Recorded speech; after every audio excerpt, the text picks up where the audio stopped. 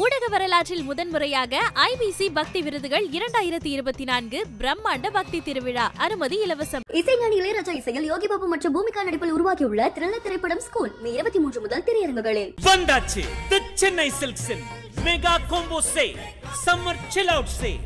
IBC Tamil நேயர்களுக்கு வணக்கம். தேர்தல் வெற்றிக்காக திமுக 8 மண்டலங்களாக பிரிக்கப்பட்டுள்ளது. ஒவ்வொரு மண்டலத்தில் இருக்கக்கூடிய சாதக பாதங்களை பற்றி நம்ம விரிவாக பேசிட்டு இருக்கோம். ஸோ அந்த வகையில் இன்னைக்கு நம்ம பார்க்க போகிற மண்டலம் அமைச்சர் சக்கரபாணி அவர்களை பொறுப்பாளர் நியமிக்கப்பட்டுள்ள மண்டலம். ஸோ அதனை பற்றி விரிவாக பேச நம்முடன் ஐபிசி தமிழுடைய அரசியல் நிர்வாக பிரிவு ஆசிரியர் ஜெயலானி இணைந்திருக்கிறார். வணக்கம் பிரதர். வணக்கம் பிரபு. அமைச்சர் சக்கரபாணி சீனியரை மீறி ஒரு ஜூனியரை அமைச்சராக பொறுப்பாளராக நியமிச்சிருக்காங்க. சொல்லுங்க, இவருக்கு கொடுக்கப்பட்டுள்ள மண்டலங்கள் எப்படி இருக்க போகுது? சாதக பாதம் எல்லா மண்டலத்துக்கும் பேர் சொல்லியிருப்போம். இது வடக்கு மண்டலத்தினுடைய ஒரு பகுதி, தெற்கு மண்டலத்துடைய ஒரு பகுதி அப்படின்னு. ஆனா சக்கரபாணிக்கு மட்டும்தான் அதை ஃபிக்ஸ் பண்ணி சொல்ல முடியாத அளவுக்கு அங்கங்க பிரிச்சு இவர் கொடுத்துருக்காங்க. இவருடைய சொந்த மாவட்டமான திண்டுக்கல், இவர் பொறுப்பு அமைச்சராக இருக்கிற கிருஷ்ணகிரி, அப்புறம் திருப்பூர்ல ஒரு பகுதி இவர்கிட்ட கொடுக்கப்பட்டிருக்கு. ஒரு முக்கியமான காரணம் இவருக்கு கொடுக்கப்பட்டிருக்கிற 3 மாவட்டங்கள்லையுமே கொங்குவேளாள கவுண்டர் சமூகத்தினுடைய வாக்குகள் இருக்கு. ஸோ இவரும் கொங்குவேளாள கவுண்டர் சமூகத்தை சார்ந்தவர் அப்படின்றதுனால கிருஷ்ணகிரியை தவிர இல்லை, கிருஷ்ணகிரியிலுமே கணிசமான அளவில் கொங்குவேளாள கவுண்டர்களுடைய வாக்குகள் இருக்கு. ஸோ இந்த 3ம் இருக்கிறதுனால இவருக்கு இந்த பொறுப்பு கொடுக்கப்பட்டிருக்கு. இவரை கிருஷ்ணகிரிக்கு பொறுப்பு அமைச்சராக நியமிச்சதே அதுக்கு தாங்க. வன்னியர் சமூக வாக்குகளுக்கு அடுத்து கொங்குவேளாள கவுண்டர்களுடைய வாக்குகளும் கிருஷ்ணகிரி மாவட்டத்தில் இருக்கு.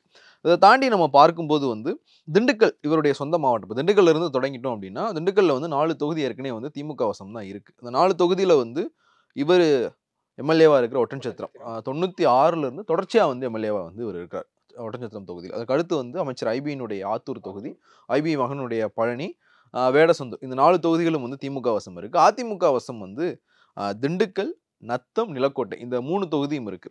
திண்டுக்கல் ஒரு வித்தியாசமான மாவட்டமாக தான் இருக்கும். நம்ம மக்களவை தொகுதியாக பார்த்தோம் அப்படின்னா அது திமுகவுக்கு ரொம்ப சாதகமாக இருக்கும்.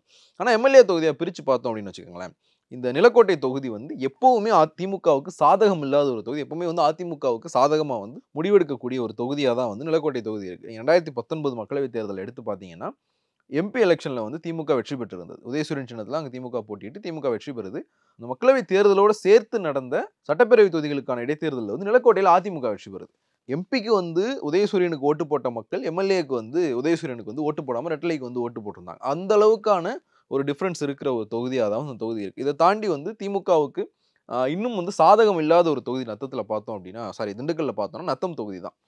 திமுகவினர் நத்தம் தொகுதியில் சோறு விளம்பரமே எழுதுனதாலாம் செய்திகள் உண்டு. நாடே திருந்தினால் நத்தம் திருந்தாது அப்படின்னு. அந்த அளவுக்கு திமுக தொடர்ச்சியாக தோல்வியை சந்திச்சுக்கிட்டே இருக்கிற ஒரு தொகுதி அதிமுகவுடைய கோட்டையா இருக்கு. முன்னாடி காங்கிரஸ் கட்சியினுடைய கோட்டையா இருந்தது. அதுக்கு பிறகு 1999 2000 ஒரு இடைத்தேர்தல் நடக்குது நத்தம்ல. அங்க நத்தம் விஸ்வநாதன் முதல் முறையாக வெற்றி பெறார். அதுல இருந்து அவருடைய கட்டுப்பாட்டிலே இருக்கு. இடையில 2016 மட்டும் அப்போ அவர் மேல இருந்த சில அலிகேஷன்ஸ்னால அவர் ஆத்தூர் தொகுதிக்கு ஜெயலலிதா மாற்றி நிப்பாட்டியிருந்தாங்க. அவர் ஐ பெரியசாமி கிட்ட தோத்து போயிருந்தார். அப்போ கூட ஸ்டாலின் ஆத்தூர்ல பிரச்சாரம் பண்ணும்போது நத்தம் விஸ்வநாதன் இதெல்லாம் பண்ணியிருக்காரு, அதனாலதான் ஜெயலலிதாவை ஒரு தொகுதி மாற்றி நிப்பாட்டியிருக்காங்க, தோற்கடிக்கிறதுக்காகவே அவர் நிப்பாட்டி தோற்கடிச்சாங்கன்னு சொல்லி எங்க ஆத்தூர்லையா ஐபி கிட்ட நடக்குமான்னு சொல்லிட்டு ஸ்டாலின் ஆத்தூர்ல இருந்து சொடக்கை போட்டு காட்டினார். ஒரு வெற்றி வாய்ப்பு அங்க இழந்திருந்தார். அந்த ஒரு தேர்தலில் மட்டும் நத்தத்துல திமுக வெற்றி பெற்றிருந்தது. அதுவுமே ஒரு நெக் டு நெக் காம்படிஷனா போய்கிட்டே இருந்தது. கடைசியில திமுக வேட்பாளர் கிளம்பி வீட்டுக்கு போயிட்டார். வெற்றி பெற போறது இல்லைன்னு ஒரு கிளம்பி வீட்டுக்கு போயிட்டார். கடைசி 2 ரவுண்ட்ல ரிசல்ட் மாறி அப்புறம் ஒரு ஃபோன் பண்ணி கூப்பிட்டு நீங்க ஜெயிச்சிட்டீங்க சர்டிஃபிகேட் வாங்கிட்டு போன ஒரு ஃபோன் பண்ணி கூப்பிட்டுருந்தாங்க. அந்த அளவுக்கு திமுகவுக்கு ஒரு வீக்கான தொகுதியாக தான் நத்தம் இருக்கு. திண்டுக்கல்ல முன்னாள் அமைச்சர் திண்டுக்கல் ஸ்ரீனிவாசன் எம்எல்ஏவா இருக்கார். ஸோ இந்த 3 தொகுதிகளுக்கான வியூகம் என்ன? இப்போ நீங்க 4 தொகுதி வேடசந்தூரும் அதிமுகவுக்கு ஓரளவுக்கு சாதகமான தொகுதி தான். அங்க இப்போ முன்னாள் துணை சபாநாயகர் காந்திராஜன் எம்எல்ஏவா இருக்கார். அதிமுகல இருந்து திமுகவுக்கு வந்தவர். இதுல நீங்க ஒவ்வொரு தனித்தனி தொகுதிகளுக்கும் என்ன வியூகத்தை வகுக்க போறீங்க? ஆத்தூரை ஐ பெரியசாமி அவருடைய கோட்டையா வச்சிருக்காரு. 2011 தமிழ்நாடு முழுக்க திமுக பரவலா தோல்வியை சந்திச்சப்போ 50,000க்கும் அதிகமான வாக்குகள் வித்தியாசத்துல அங்க அன்னைக்கு ஐபி வெற்றி பெறார். கலைஞருக்கு பிறகு திமுகவில் ஒரு வேட்பாளர் அதிக வாக்குகள் வித்தியாசத்தில் வெற்றி பெற்றது 2011 ஐபி தான் வெற்றி பெற்றிருந்தார். ஸோ அதை நீங்க திமுக கோட்டையா வச்சிருக்கீங்க. பழனியில செந்தில்குமார், அவருக்கும் ஒரு தனிப்பட்ட செல்வாக்கு இருக்கு. இந்த 2 தொகுதிகள் பிரச்சனை இல்லை, ஒட்டன்சத்திரம் பிரச்சனை இல்லை. இந்த வேடசந்தூருக்கு நீங்க என்ன இதை ஃபிக்ஸ் பண்ண போறீங்க? வேடசந்தூரை தக்க வைக்கிறதுக்கு இந்த மிச்சம் இருக்கிற 3 தொகுதி திண்டுக்கல், நிலக்கோட்டை, நத்தம், இந்த 3 தொகுதிகளுக்கான வியூகம் என்ன? திண்டுக்கல் தொகுதியை பொறுத்த வரைக்கும் கடந்த 2 தேர்தல்களாக அது கூட்டணி கொடுக்கப்பட்டிருக்குன்னு நினைக்கிறேன். 2021 அங்கே கூட்டணி கட்சி தான் போட்டிட்டாங்க, கம்யூனிஸ்ட் கட்சி போட்டிட்டாங்க. ஸோ இந்த முறை கூட்டணியை திருப்பி கூட்டணி கொடுக்க போறீங்களா இல்லை திமுகவே எடுத்து போட்டிடுமா அப்படிங்கிற ஒரு இது இருக்கு. ஏன்னா 2021 தேர்தலுக்கு முன்னாடி ஸ்டாலின் ஒரு விஷயம் சொல்லியிருந்தார். அதிமுகவினுடைய சிட்டிங் அமைச்சர்கள் எல்லாருக்கு எதிராகவும் திமுக வேட்பாளர் நாங்கள் களமிறக்குவோம், அந்த தொகுதிகள் கூட்டணி கொடுக்காம திமுக வேட்பாளர்களை களமிறக்கி வந்து அவங்களை தோற்கடிப்போம் அப்படிங்கிற ஒரு விஷயத்தை வந்து சொல்லியிருந்தாங்க. சில தொகுதிகளில் வந்து அது மாறி இருந்தது. கோயில்பட்டியில் வந்து கடம்பூர் ராஜு எதிர்த்து கம்யூனிஸ்ட் கட்சி தான் போட்டியிட்டது. திண்டுக்கல்ல வந்து திண்டுக்கல் சீனிவாசனை எதிர்த்து கம்யூனிஸ்ட் கட்சி போட்டிட்டு இருந்தது. அதே மாதிரி இந்த மண்டலத்துக்குள்ள வர்ற உடுமலைப்பேட்டையில் வந்து உடுமலை ராதாகிருஷ்ணனை எதிர்த்து வந்து காங்கிரஸ் கட்சி போட்டிட்டு இருந்தது. அதே போல 2024 நாடாளுமன்ற தேர்தலையும் அது கூட்டணி கட்சிக்கு தான் கூட்டணி கட்சிக்கு ஒதுக்கி இருந்தாங்க. கோயம்புத்தூர் வேணுன்றதுக்காக ஸ்ட்ராங்கான இந்த தொகுதி வந்து கூட்டணி கட்சிக்கு ஒதுக்கி இருந்தாங்க. ஸோ இந்த 3 தொகுதிகளுக்கான வியூகத்தை வந்து சக்கரபாணி என்னவா வகுக்க போறார்? இது தாண்டி வந்து அமைச்சர் பெரியசாமி கட்சியில வந்து ஒரு மாநில பொறுப்புல இருக்கிறார். மாநில துணை பொதுச் செயலராக இருக்கிறார். அவருக்கும் சேர்த்து இவர் பொறுப்பாளராக நியமிக்கப்பட்டிருக்கிறது வந்து என்ன மாதிரியான விளைவுகளை ஏற்படுத்தும்? உங்க ஒரு ஈகோ கிளாஷ் வந்து உருவாகிறதுக்கான வாய்ப்பு வந்து அதிகமாகவே இருக்கு. இல்ல நீங்க இந்த மண்டல வாரியா நீங்க பேசிட்டு இருக்கும்போது நிறைய சீனியர்களுக்கு வந்து வாய்ப்பு மறுக்கப்பட்டு, ஃபார் எக்ஸாம்பிள் இப்போ KKSSR அவருக்கு மறுக்கப்பட்டு தங்கம் தென்னரசுக்கு கொடுக்கப்பட்டிருக்கு. அதே போல இங்க வந்து பெரியசாமிக்கு மறுக்கப்பட்டு இப்போ சக்கரபாணி கொடுத்துருக்காங்க. ஸோ இது என்ன மாதிரியான யுத்தியை கடைபிடிக்கிறாங்க திமுக? இதுக்கு 2 காரணங்கள் இருக்கலாம். ஒன்று வந்து ஐபிக்கு வந்து உடல்நிலை கொஞ்சம் சரியில்லாம தான் இருக்கு. ஸோ அவரால் வந்து ஒரு மண்டல பொறுப்பாளராக இருந்து இதை வழிநடத்த முடியுமா அப்படிங்கிறது வந்து ஃபர்ஸ்ட் கொஸ்டின். ஸோ அதுக்கான ஒரு இதாகவும் இருக்கலாம். KKSR தங்கம் தென்னரசு அந்த இதை பொறுத்த வரைக்கும் தங்கம் தென்னரசை வந்து திமுக அவங்களுடைய அடுத்த ஜென்ரேஷன் தலைவர்களில் ஒருத்தராக வந்து பார்க்குறாங்க. திமுக வந்து எப்போவுமே என்ன பண்ணும் அப்படின்னா களத்திலையும் தலைவர்களை வளர்க்கும், ஐடியாலஜிக்கலாகவும் வந்து தலைவர்களை வளர்க்கும். ஆராசா மாதிரியான சில தலைவர்கள் வந்து 2 இடத்துலையுமே வந்து ஸ்ட்ராங்காக இருப்பாங்க. அவங்க வந்து ஃபீல்ட்லையும் கள அரசியலையும் வந்து ஸ்ட்ராங்காக இருப்பாங்க, ஐடியாலஜிக்கலாகவும் ஸ்ட்ராங்காக இருப்பாங்க. அப்படி திமுகவினுடைய அடுத்த தலைமுறையில் வந்து சில பேர் இருக்கிறாங்க அப்படின்னா அதில் ஒருத்தர் வந்து முக்கியமானவர் வந்து தங்கம் தென்னரசு. ஆனா திருச்சி மண்டலத்தை பொறுத்த வரைக்கும் பார்த்தீங்கன்னா கே நேருக்கு வந்து பொறுப்பாளராக நியமிச்சிருக்காங்க. ஏன்னா அங்கே அன்பில் மகேஷ் இருக்காரு அடுத்த இதாக. ஆனால் அங்கே மட்டும் இப்போ சீனியரில் வந்து கே நேருக்கு மட்டும் கொடுத்துட்டீங்க. நாங்களும் சீனியர் தான், ஆனால் எங்களுக்கு வந்து இந்த மாதிரி தொடர்ச்சியாக வந்து நாங்கள் இருக்கும் போதே வந்து எங்களை ஓரம் கட்டுற மாதிரி இருக்குன்னு சொல்லிட்டு அவங்களும் ஒரு கடும் மன வருத்தத்தில் இருக்கிற செய்திகள் வருது. கள அரசியலில் KN நேருவா அன்பிலா அப்படின்னு பார்த்தோம்னா KN நேருவுக்கான அனுபவம் அதிகம். அவர் வந்து ஒரு கண்ட்ரோல் ஒரு இடத்துக்கு அவர் போறாரு அப்படின்னாலே வந்து அவர் வந்து ஒரு இடத்த வந்து கண்ட்ரோலில் வச்சுக்கிறதுக்கான விஷயங்கள் வந்து அதிகமாக பண்ணுவார். குறிப்பாக வந்து அந்த மாநாடு நடத்துகிற விஷயங்கள்லாம் சொல்லுவாங்க. ஒரு மாநாடு வந்து நீங்கள் நடத்தணும், மற்ற கட்சிகள் மாநாட்டிலேயே இவ்வளோ குளறுபடி நடக்குது அப்படின்னா அது ஒரு பத்திரிகையாளர் மத்தியிலேயே வந்து சொல்லுவாங்க அந்த கட்சியெல்லாம் KN நேரு இல்லைங்க அப்படின்னு சொல்லிட்டு. ஸோ அந்த அளவுக்கு வந்து ஒரு ஆர்கனைஸ்டாக வந்து வேலை பார்க்குற மாதிரியான ஒரு ஆள் அவர். வெளிப்படையாவே திட்டுவார், ஏன் பந்தல இந்த லென்த்தில் போட்டிருக்கேன் இந்த லென்த்தில் போட்டிருக்கேன். நீங்கள் ஒரு ஃபோட்டோ ஒன்று இருக்கும், திமுகவுக்குள்ளே வந்து ஒரு உட்கட்சி பிரச்சனை திருச்சி மாவட்டத்தில். நேரு வந்து ஒரு திமுகவில் கட்சி ஆஃபீஸில் இருக்கிறார். அவரை வந்து பார்க்க போகிறாங்க. இவர் லுங்கியோடு எந்திரிச்சு வெளில வர்றார். கட்சி ஆஃபீஸில் ஒரு தூங்கிட்டு இருக்காரு. சட்டை இல்லாமல் லுங்கியோடு எந்திரிச்சு வெளியில் வந்து என்ன பிரச்சனை உங்களுக்கு அப்படின்னு கேட்டுட்டு சரி நான் பார்க்குறேன் போங்கன்னு சொல்லி இது வந்து ஃபோட்டோவாகவே பத்திரிகைகளில் வந்து நேரு வந்து சட்டை இல்லாமல் லுங்கி மட்டும் கட்டியிருப்பார். வெளில வந்து நின்று கட்சிக்காரங்கள்ட்ட பேசிக்கிட்டு இருப்பார். ஸோ கட்சியினரோட ஒருத்தர் கான்வர்ஸ் பண்ணுற விதம் வந்து இதெல்லாம் வந்து நேருவோடைய அந்த ஆர்கனைசிங் கெப்பாசிட்டிக்காக வந்து அவர் கொடுக்கப்பட்டிருக்கு. தங்கம் தென்னரசு வந்து அவங்க அடுத்த ஜென்ரேஷனுக்கான ஆளாக பார்க்கறதுனால கொடுத்துருக்காங்க. இங்கே வந்து ஐபியினுடைய உடல்நிலை வந்து ஒரு முக்கிய பங்கு வந்து வகிச்சிருக்கலாம். இல்லைன்னா வந்து இந்த மண்டலம் இப்படியா பிரிக்கப்பட்டிருக்கவே இருக்காது. இது ஐபிக்கு தான் கொடுக்குறாங்கன்னா கிருஷ்ணகிரி இங்கே வந்திருக்காது, திருப்பூர் இங்கே வந்திருக்காது. திண்டுக்கல்ல இருந்து அவங்க தேனி மாதிரியான இடங்களை வந்து ஐபி பொறுப்பில் வந்து கொடுத்துருப்பாங்க. ஸோ இது சக்கரபாணிக்கு கொடுக்கணும் அப்படிங்கிறதுனால தான் புவியியல் ரீதியாக சாத்தியமில்லாத ஒரு பகுதி கிருஷ்ணகிரியே கொண்டு வந்து இங்கே வந்து சேர்த்துருக்காங்க. கிருஷ்ணகிரி எங்கேயோ இருக்குது, திண்டுக்கலும் திருப்பூரும் வந்து எங்கேயோ இருக்குது. திருப்பூராவது வந்து இப்போ திருப்பூரில் இவர் கொடுக்கப்பட்டிருக்கிற பகுதிகளாவது வந்து இங்கே வந்து கொஞ்சம் பக்கத்தில் தான் இருக்கும். ஆனால் கிருஷ்ணகிரி இவர் கொடுக்கப்பட்டிருக்கிறதுக்கான காரணம் வந்து இவர் அங்கே பொறுப்பு அமைச்சராக இருக்கிறார். அது போக வந்து அந்த சமூக கணக்குகளும் வந்து இங்கே வந்து காரணமாக இருக்குது. ஸோ திண்டுக்கல்ல வந்து இவருக்கான வேலைகள் வந்து பெருசாக இருக்கும்னு எனக்கு தோணலை. ஏன்னா பெரியசாமியும் சரி அவருடைய மகனும் சரி, இப்போ பெரியசாமியினுடைய மகன் செந்தில்குமார் வந்து அங்கே மாவட்ட செயலராகவும் இருக்கிறார். ஸோ அவங்கள ப்ரூவ் பண்ணுறதுக்காகவாவது இங்கே ஒழுங்காக இது பண்ணியிருப்பாங்க. ஸோ இவருக்கான சவால் அப்படின்னு நம்ம பார்த்தோம்னா கிருஷ்ணகிரியில் இருக்கிற அந்த 6 தொகுதியும் திருப்பூரில் இவர் கொடுக்கப்பட்டிருக்கிற அந்த 4 தொகுதியும் தான். இப்போ திருப்பூரில் இருக்கிற அந்த 4 தொகுதியில் போனோம் அப்படின்னா மடத்தக்குளம், காங்கேயம், உடுமலைப்பேட்டை, தாராபுரம் இந்த 4 தொகுதியும் வந்து இவர் கொடுக்கப்பட்டிருக்கு. இதில் 2 தொகுதிகள் வந்து திமுக வசம் இருக்குது. இந்த 4ல் அந்த 2 தொகுதியில் வெற்றி பெற்றவங்களுமே வந்து இப்போ அமைச்சர்களாக இருக்கிறாங்க. காங்கேயத்தில் வெற்றி பெற்ற வெள்ளக்கோயில் சாமிநாதனும், தாராபுரத்தில் வெற்றி பெற்ற கைல்வெளி செல்வராஜும் வந்து இப்போ அமைச்சர்களாக இருக்கிறாங்க. இதில் வந்து மடத்தக்குளம் தொகுதி 2016 திமுக வெற்றி பெற்ற தொகுதி. அவங்க எதிர்கட்சி ஆகும்போது வெற்றி பெற்று ஆளும் கட்சி ஆகும்போது வெற்றி வாய்ப்பை இழந்திருந்த ஒரு தொகுதி. ஸோ அங்கே வந்து ஒரு உட்கட்சி பூசல் வந்து இருக்குது. உட்கட்சி பூசல்னால தான் செட்டிங் எம்எல்ஏவே தோத்து போனார் அப்படிங்கிற விமர்சனம் வந்து 2021 இருக்குது. இதை தாண்டி ஒரு உட்கட்சி பூசல் எழுறதுக்கு சக்கரபாணி மேலே விமர்சனம் வர்றதுக்கான ஒரு விஷயத்தை வந்து சக்கரபாணியை பண்ணிட்டார். தமிழ்நாட்டில் வந்து நிறைய புது மாவட்டங்கள் தொடர்பான கோரிக்கை இருக்குது. 2021 தேர்தல் பிரச்சாரத்தப்போ திமுகவை நிறையா சொன்னாங்க. புதிய மாவட்டங்கள் இதெல்லாம் வச்சு நாங்கள் உருவாக்குவோம், கும்பகோணம், விருதாச்சலம், பழனி அப்படின்னு நிறைய மாவட்டங்களை வந்து நாங்கள் பிரித்து உருவாக்க போகிறோம். ஏன்னா வந்து பிரிக்கப்பட வேண்டிய பெரிய மாவட்டங்கள் வந்து இன்னும் இருக்குது. அதில் வந்து ஒரே ரீஜனுக்குள்ள வந்து 2 புது மாவட்டங்கள் தொடர்பான கோரிக்கை இந்த இடத்துல உண்டு. என்னன்னா இதுல வந்து மடத்தக்குளம், உடுமலைப்பேட்டை இந்த 2 சட்டப்பேரவை தொகுதிகளும் வந்து பொள்ளாச்சி மக்களவை தொகுதிக்குள்ள வருது. இதுல வந்து பொள்ளாச்சியை வந்து தலைமையிடமா கொண்டு கோயம்புத்தூர், திருப்பூர் மாவட்டங்கள் 2 மாவட்டங்களையும் பிரிச்சு பொள்ளாச்சியை தலைமையிடமா கொண்டு ஒரு மாவட்டம் அறிவிக்கணும் அப்படின்ற ஒரு கோரிக்கை ஒன்று இருக்கு. இன்னொரு பக்கம் வந்து பழனியை தலைமையிடமா கொண்டு ஒரு மாவட்டம் அறிவிக்கணும். இதுல வந்து சக்கரபாணி வந்து என்ன பிளான் பண்றாரு அப்படின்னா, பழனி, ஒட்டன்சத்திரம், மடத்தக்குளம், உடுமலைப்பேட்டை இந்த 4 தொகுதிகளையும் வச்சு பழனியை தலைமையிடமா வச்சு ஒரு மாவட்டம் அமைக்கணும் அப்படிங்கிற ஒரு கோரிக்கையை வந்து அதுக்கான ஒரு லாபி வந்து சக்கரபாணி பண்ணிட்டு இருக்காரு. ஏன்னா அது இருக்கக்கூடிய சிட்டிங் அமைச்சர்கள் பொறுப்பாளர்கள் கண்டிப்பா அது ஆப்வியஸ்லி அது ஆகாது. திண்டுக்கல்ல வந்து நம்மளால கட்சி ரீதியா பெருசா வளர முடியாது. பெரியசாமியோட மகனையும் மீறி கட்சி ரீதியா நம்மளால பெருசா வளர முடியாது. ஸோ ஒரு புது மாவட்டத்தை உருவாக்கிட்டோம் அப்படின்னா நம்ம வந்து அங்க நம்ம ஒரு பெரிய ஆளா இருந்துக்கலாம். நீங்க பொள்ளாச்சியில இப்ப கடைசியான அந்த மக்களவைத் தேர்தலில் ஜெயிச்ச ஈஸ்வரசாமி வந்து சக்கரபாணியினுடைய ஆதரவாளர். அவங்க பொள்ளாச்சி தொகுதியினுடைய பொறுப்பாளராக வந்து சக்கரபாணி தான் இருந்தார். அங்க இருக்கிற நிறைய பேர் வந்து இவருடைய ஆதரவாளர்களாகவும் இருக்கிறாங்க. ஒருவேளை வந்து இவர் பழனியை தலைமையிடமா கொண்டு ஒரு தனி மாவட்டமா இங்க பிரிச்சுக்கிட்டாருன்னா இவரை வச்சு நம்ம அங்க பெரிய ஆள் ஆயிரலாம் அப்படிங்கிறதுல அங்க இருக்கிற சில திமுகவினர் வந்து இவருக்கு ஆதரவா இருக்கிறாங்க. திமுகவுக்குள்ளே வந்து இன்னொரு செக்டார் வந்து அது சரியில்லை. ஏன்னா திருப்பூர் மாவட்டத்துக்கு அது வந்து திருப்பூர் மாவட்டத்துடைய கண்ட்ரோலில் இருக்கணும். ஏன்னா வந்து ரெண்டுமே வந்து வேறு வேறு தன்மை கொண்ட அரசியல் தன்மை கொண்ட பகுதிகள். நீங்கள் திண்டுக்கல் மாவட்டத்தில் இருக்கிற பழனியும் ஒட்டன்சத்திரம் வந்து தென் மாவட்ட சாயல் கொண்ட பகுதிகள். இங்கே மடத்தக்குளமும் உடுமலைப்பேட்டையும் வந்து கொங்கு ரீஜனுக்குள்ளே வருது. ஸோ இந்த ரெண்டையும் வந்து சேர்க்கிறது சரியான ஒன்றா இருக்காது பொலிட்டிக்கலாக அப்படின்றதுல வந்து திமுகவுக்குள்ள ஒரு செக்டார் வந்து இதுக்கு எதிர்ப்பு தெரிவிக்கிறாங்க. இந்த விஷயங்கள் வந்து இங்கே வரலாம். ஏன்னா நீங்கள் இப்போ மடத்தக்குளம், உடுமலைப்பேட்டை இந்த பகுதி மக்கள்கிட்ட கேட்டாலே அவங்க பொள்ளாச்சியோட போகிறது தான் விரும்புவாங்களே ஒழிய திண்டுக்கலோட போகிறத வந்து விரும்ப மாட்டாங்க. இது நிறைய விஷயங்கள் வந்து மாவட்டம் பிரிக்கும் போது நடந்திருக்கு. உதாரணத்துக்கு சொல்லணும்னா ஒருங்கிணைந்த மதுரை மாவட்டத்தை பிரித்து தேனி மாவட்டத்தை உருவாக்குனப்போ ஃபஸ்ட்டு வந்து உசிலம்பட்டி வந்து தேனி மாவட்டத்தோட தான் சேர்த்தாங்க. ஆனால் உசிலம்பட்டி மக்கள் போராட்டம் பண்ணி நாங்கள் மதுரையோட தான் இருப்போம் அப்படின்னு சொல்லி மதுரையோடய வந்து சேர்ந்துக்கிட்டாங்க. ஸோ அந்த மாதிரியான ஒரு விஷயமும் இருக்குது. ஒரு ரீஜனில் இருக்கிறவங்க இன்னொரு ரீஜனில் சேர்க்கிற மாதிரியான ஒரு முயற்சிகளை சக்கரபாணி முன்னெடுத்தது. அந்த சக்கரபாணியை இவங்க மண்டல பொறுப்பாளராக போட்டது அதிமுக வந்து எதிர்பிரச்சாரத்தை முன்னெடுக்கலாம். ஏன்னா பொள்ளாச்சியை தலைமையிடமாக கொண்டு ஒரு மாவட்டம் உருவாக்கும் அப்படிங்கிறது வந்து அதிமுக வாக்குறுதியாக கடந்த தேர்தலில் கொடுத்துருந்தாங்க. ஸோ அது வந்து சக்கரபாணியை வச்சு இங்கே திமுகவுக்கான ஒரு எதிர்பிரச்சாரமாக உருவாக்கப்பட வாய்ப்பு இருக்குது. நீங்கள் இதில் வந்து காங்கேயம், தாராபுரம் இரண்டும் திமுக வசம் இருக்கிற தொகுதிகள். மடத்தக்குளம் வந்து திமுகவுக்கு வெற்றி வாய்ப்பு இருக்கிற தொகுதி. கடந்த முறை வந்து உட்கட்சி பூசலால் இழந்த தொகுதி. உடுமலைப்பேட்டை வந்து 96க்கு பிறகு அங்கே திமுக வெற்றி பெறலை அப்படிங்கிற ஒரு சூழல் வந்து இருக்குது. ஏன்னா 2001 வந்து அங்கே பொள்ளாச்சி ஜெயராமனே வெற்றி பெற்றிருந்தார்.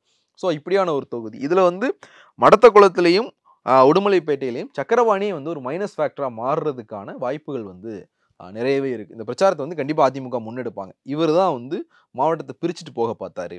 இது வந்து லோக்கலில் வந்து பெரிய அளவில் எடுபடும். நீங்கள் இந்த ஒரு ஊராட்சி ஒன்றிய அலுவலகம் ஒரு தாலுகா வந்து இங்கே தான் தலைமையிடமாக வர வேண்டியிருந்தது, இதை இவங்க தான் அங்கே மாற்றினாங்க அப்படின்னு பல பிரச்சாரங்கள் வந்து களத்தில் எதிரொலிச்சிருக்கு. கண்டிப்பாக லோக்கல்ல இருக்க நிர்வாகிகள் யாரும் விரும்ப மாட்டாங்க அது. ஏன்னா அவங்களுக்கு செல்வாக்கு இது வந்து இழக்கிற மாதிரி அவங்களுக்கு இருக்கும். ஸோ இந்த பிரச்சாரங்கள் வந்து இங்கே சக்கரபாணியை வச்சு ஒரு எதிர்பிரச்சாரம் முன்னெடுக்கப்படுறதுக்கான வாய்ப்பு வந்து திருப்பூரில் 2 தொகுதிகளில் இருக்குது. அதை அவர் எப்படி சரி பண்ண போகிறான்றது வந்து முக்கியமான ஒன்று. அடுத்து கிருஷ்ணகிரி எடுத்துக்கிட்டோம் அப்படின்னா கிருஷ்ணகிரியில் வந்து திமுக அவங்க கட்சி அமைப்பு வந்து 2 மாவட்டங்களாக வந்து பிரிச்சிருக்கிறாங்க. இந்த 2 மாவட்டங்களினுடைய மாவட்ட செயலாளர்களுமே வந்து எம்எல்ஏவாக இருக்கிறாங்க. இப்போ திமுக வசம் இருக்கிற அந்த 2 தொகுதிகளில் வெற்றி பெற்றவங்களுமே மாவட்ட செயலாளராக இருக்காங்க. பர்கூர் எம்எல்ஏ மதியழகன், அதே மாதிரி வந்து ஒசூரினுடைய எம்எல்ஏ வந்து பிரகாஷ். இவங்க 2 பேருமே வந்து மாவட்ட செயலாளராக இருக்கிறாங்க. இதில் மதியழகனை வச்சு அங்கே நிறைய பிரச்சனை வந்து அங்கே திமுகவுக்குள்ளே உண்டு. என்ன அப்படின்னா இவர் வந்து பாரம்பரிய திமுககாரர் கிடையாது. ரொம்ப சமீபத்தில் திமுகவுக்கு வந்தவர். ரஜினி ரசிகர் மன்றத்தில் மாநில பொறுப்பில் இருந்தவர். இவர் கட்சிக்குள்ளே வந்தார். கொஞ்சம் செல்வாக்கானவர், பணபலம் மிக்கவர் அப்படின்றதுனால வந்ததுக்கு பிறகு பர்கூரில் சீட்டு கொடுக்குறாங்க, வெற்றி பெறார். அதுக்கு பிறகு மாவட்ட செயலர் பதவியும் கொடுக்குது. இவர் புதுசாக பொறுப்பு போடுறவங்க எல்லாருமே வந்து பாரம்பரிய திமுக காரங்களை விட்டுட்டு ரஜினி ரசிகர் மன்றத்திலேருந்து இவர் கூட்டிகிட்டு வந்திருப்பார் இல்லையா, அவங்களுக்கு வந்து இவர் நிறைய பொறுப்பு கொடுக்குறாரு அப்படிங்கிற விமர்சனம் வந்து கட்சிக்குள்ளே இருக்குது. இவருக்கு கீழே வர்ற கிருஷ்ணகிரி தொகுதி வந்து இவர் கீழே தான் வருது. இவருடைய கட்சி மாவட்டத்துக்குள்ளே தான் கிருஷ்ணகிரி தொகுதி வருது. கிருஷ்ணகிரி தொகுதியினுடைய எம்எல்ஏவாக கடந்த முறை இருந்தவர் வந்து மூத்த நிர்வாகி வந்து செங்குட்டுவன் இருந்தார். அவர் வந்து தோல்வி அடைஞ்சிட்டார். அவர் பேசின ஆடியோ ஒன்று வந்து வைரலாக இருக்கும். ஒரு அதிமுகவினர் கூட நம்ம வந்து ஒவ்வொருத்தர் மாறி மாறி ஜெயிச்சுக்கிட்டு இருந்தோம். 2011 வந்து நான் தொகுதி மாறினேன். கேபி முனுசாமிக்கு வந்து போட்டி வந்துடக்கூடாதுன்றதுக்காக கேபி முனுசாமியும் ஜெயிச்சோம், நானும் ஜெயிச்சேன். அவர் வந்து அமைச்சரானார். ஆனால் 2021 வந்து எனக்கு அப்படி யாரும் பண்ணலை, என்னை தோக்கடிச்சிட்டிங்க, நான் ஜெயிச்சிருந்தேன்னா நான் அமைச்சராயிருப்பேன் அப்படின்னு சொல்லிட்டு அவர் அதிமுக நிர்வாகியோட அவர் பேசின ஆடியோ ஒன்று வந்து வெளியாகிருந்தது. அந்தளவுக்கு வந்து இப்போது இந்த லோக்கலில் வந்து இந்த அட்ஜஸ்ட்மெண்ட் இருக்கும். அந்த அட்ஜஸ்ட்மெண்ட் வர ஒரு வெளிப்படையாக போட்டு உடைச்சிருந்தார். அவரை வந்து மாநில பொறுப்புக்கு மாற்றிட்டு தான் மதியழகனை வந்து அங்கே மாவட்ட செயலாளராக போட்டாங்க. ஸோ அவரை வச்சும் வந்து அங்கே நிறைய உட்கட்சி பிரச்சனைகள் வந்து எழுந்துக்கிட்டு இருக்கு. கிருஷ்ணகிரியை பொறுத்த வரைக்கும் அந்த மாவட்டத்தினுடைய சமூக கணக்குகள் வந்து ரொம்ப முக்கியமான ஒன்றா இருக்கும். நீங்கள் அந்த இதில் அது இவருடைய இதுக்கு இல்லாமல் ஒசூர் எம்எல்ஏ பிரகாஷினுடைய கட்டுப்பாட்டு கீழே வர்ற பகுதிகளை பார்த்தோம் அப்படின்னா அது வந்து கொஞ்சம் பார்டர் ஏரியாவாக வரும். கர்நாடகா, ஆந்திரா, கன்னடம் பேசக்கூடிய மக்களும் அதில் இருப்பாங்க. ஆந்திரா, தெலுங்கு பேசக்கூடிய மக்கள் இந்த எல்லைக்குள்ளேயும் வந்து அங்கே இருக்கும். இதில் வந்து ஒரு முக்கியமான ஃபேக்டர் பவன் கல்யாணை வச்சு பாஜக ஒரு அரசியல் வந்து தமிழ்நாட்டில் சொல்லிட்டு வர போயிருக்காரு. தேவைப்பட்டால் பிரச்சாரத்துக்கு வரப்போறாரு. என்ன அப்படின்னா ஜனசேனாவினுடைய தமிழ்நாட்டு கிளை வந்து தமிழ்நாட்டில் விரைவில் தொடங்கப்படலாம், இல்லை வந்து அது பெரிய அளவில் ஒரு பேசு பொருளாகலாம். என்ன அப்படின்னா தெலுங்கு பேசுகிற மக்களினுடைய வாக்குகள் வந்து பெரிய அளவில் திமுகவுக்கு கை கொடுத்துக்கிட்டு இருக்கு. அந்த மக்கள் வந்து திமுகவை தான் பாரம்பரியமாக ஓட்டு போட்டுக்கிட்டு அந்த லிங்குவிஸ்டிக் மைனாரிட்டி ஓட்டு வந்து உடைக்கணும் அப்படின்றதுக்காக பவன் கல்யாணை வச்சு இவங்க ஒரு பிளான் வந்து பண்ண போகிறாங்க. பவன் கல்யாண் பிரச்சாரத்துக்கு வருவார், இல்லை ஜனசேனாவுக்கு ஒரு சீட்டோ 2 சீட்டோ கொடுத்து தேர்தலை நிற்க வைக்கிறதுக்கான முயற்சிகளும் வந்து தமிழ்நாட்டில் நடக்கலாம். இது வந்து ஏற்கனவே 2011 காங்கிரஸ் வந்து சிரஞ்சீவியை வச்சு பண்ணாங்க. சிரஞ்சீவி வந்து அப்போ காங்கிரஸ் இருந்தார். பிரஜாராஜ்யம் கட்சியை வந்து காங்கிரஸோட இணைச்சிட்டு அன்னைக்கு மத்திய இணையமைச்சராக இருந்தார். சிரஞ்சீவியை வச்சு காங்கிரஸ் பண்ண அந்த முயற்சி ஏன் கை கொடுக்கலன்னா அன்னைக்கு திமுக காங்கிரஸ் கூட்டணிக்கு எதிராக இங்கே இருந்து ஆட்சிக்கு எதிரான மனநிலை பெரிய அளவில் இருந்தது. ஆனால் இப்போ வந்து ஒரு ஆன்டி இன்கம்பன்சியோட இருக்கிற திமுகவுக்கு எதிராக வந்து பவன் கல்யாணை வச்சு இவங்க பண்ணுறது வந்து கை கொடுக்கலாம்.